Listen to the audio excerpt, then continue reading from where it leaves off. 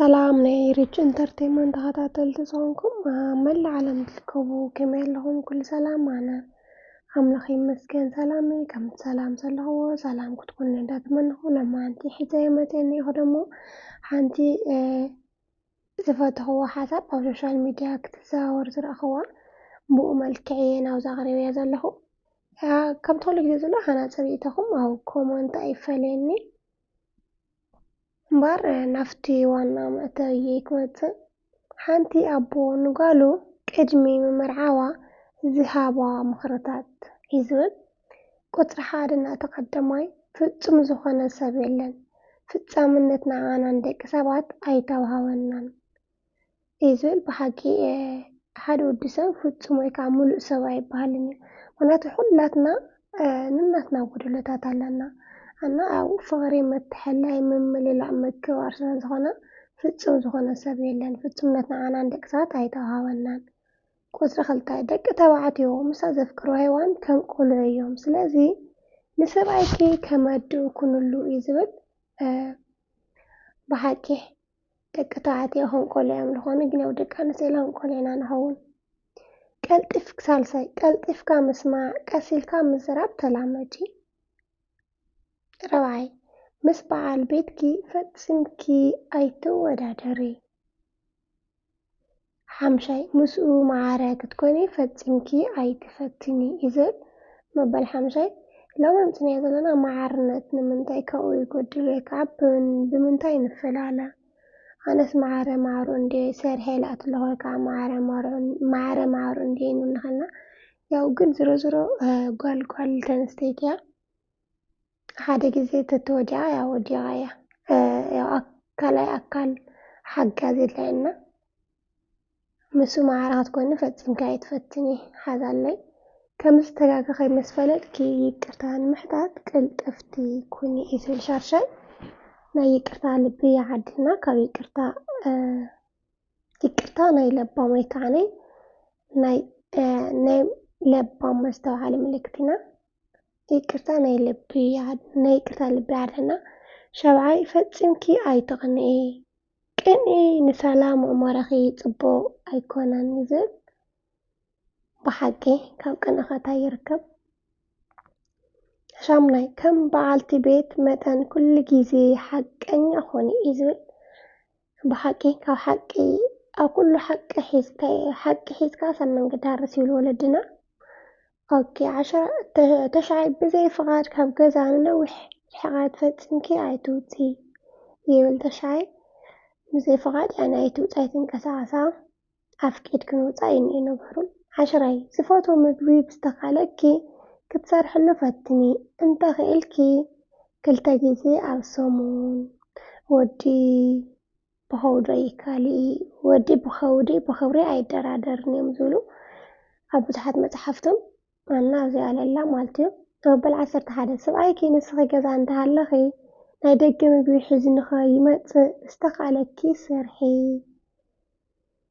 12 ብሓባር ኣስቤዛ ንኽትገብሩ ተወኮስዮ ወይ ከዓ ሕጅክዮ ውፅኢ ኣስቤዛ ኩነታት ዕዳጋ ይርአዮ ማለት እዩ።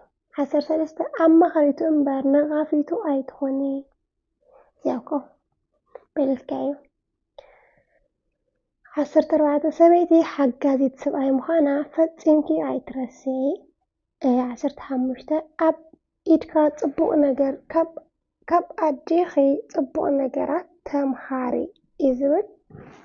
ብሓቂ ያው ከም ናይ ኣዴታት ልቢ ወይ ከዓ ከም ናይ ኣዴታትና ፍቕሪ ይዓድልና። ምክንያቱ ኣደ ማለት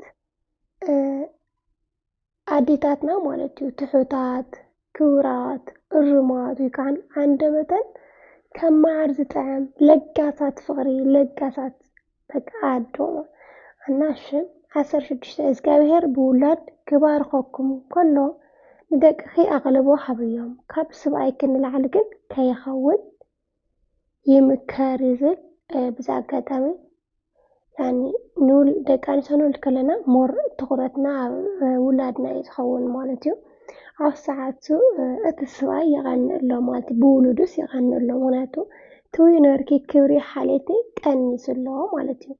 ስለዚ ንውላድኪ ኣትኩሮ ሃብዮ ግን ካብ ሰብኣይኪ ንላዕሊ ከይኸውን ሓደራ።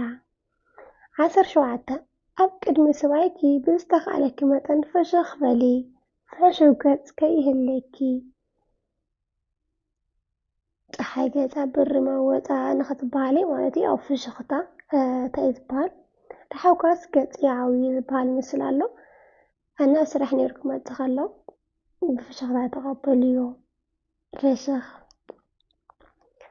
19 ፍሽኽ በሊ ዝብል ዘፈን ነይሩ ግን 18 ካብ ስራሕ ክኣቱ ከሎ ምፍሕሻው ገጽ ትቅበልዮ እንተኽእልኪ ሕቆፍዮ። ካብ ስራሕ ክመጽእ ከሎ ምፍሕሻው ገጽ ገዲፍኪ ሓቒፍኪ ተቐበልዮ። መበል 19 ሰብኣይኪ ከይበልዐ ካብ ገዛ ከይወፅእ። እዚ ማለት ምግቢ ኣዳልዊ ብላዕ ምባል ዘይኮነስ ዝብላዕ ምድላው ማለት እዩ። ሰብኣይኪ ከይበልዐ ካብ ገዛ ከይወፅእ።